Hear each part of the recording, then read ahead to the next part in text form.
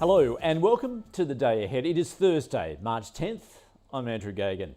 Global equity markets are again taking their cues from commodity prices. Moves to boost oil output saw prices tumble, Brent crude down 12%, prompting investors to scoop up beaten down stocks with both European and US equities rallying. Base metal prices also fell across the board on renewed prospects of a negotiated settlement to the war in Ukraine, despite heavy shelling by Russian forces.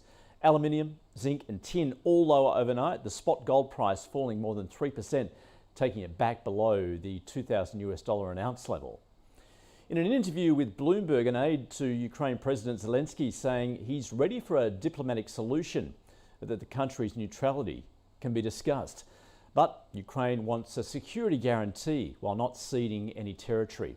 This as it still seeks a response to its EU application. So on Wall Street, mega-cap growth stocks led gains. Netflix, Microsoft, Tesla all soaring above 4%.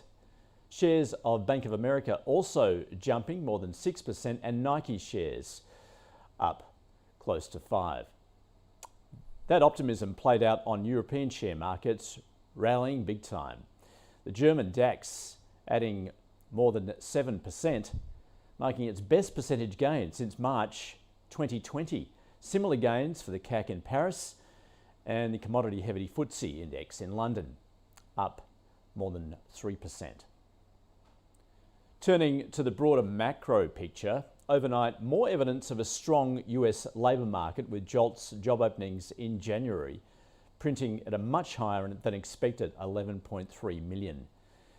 And data-wise locally today, we get weekly payroll jobs and wages figures.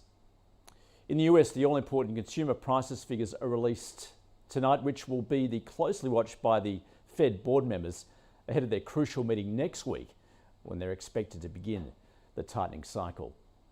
And tonight, all eyes will be on the European Central Bank for its policy meeting as it weighs up surging inflation and slower growth as the war drags on.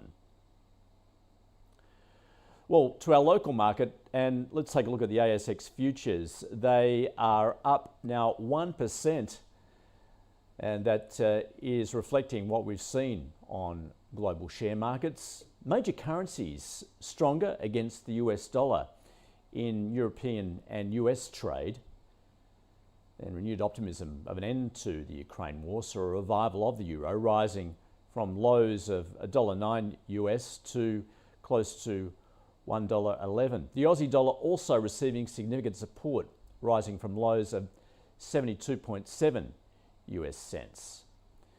And on the crypto market, the risk-on sentiment reflected in big gains across the board. Bitcoin up close to 9% in overnight trade. And let's keep an eye on the stocks that were trading ex-dividend today, with the likes of Rio, South32, Perpetual, G8 Education and Regis Healthcare, just to name a few. That is the day ahead. See you again tomorrow.